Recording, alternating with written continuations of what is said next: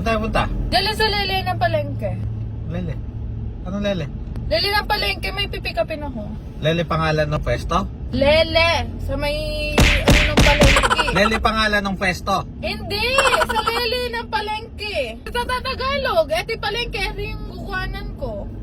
Tabi. Tabi ng palengke. Eh? Yung ngaso! Yung ngaso! Teka. Diyos ko, makikilala ka kasi pagka nagdadrive ka. Ano? Bigso mo pang nabangga yung aso. Idurot mo kanil pa ang bitis ni Kuya. Kaingay. Idurot mo dito, masyado ka nakagilid din eh. Hindi, tama lang yan. Pag nakaturan ka ng bitis, wala ka na magagawa. Alayo-layo oh. Oh, wait lang, may Fortuner. Baka mabangga natin yan. Oh, wait, may tricycle sa gilid. Lang, baka naturan mo si Kuya. Nasa gilid, wala sa linya yan.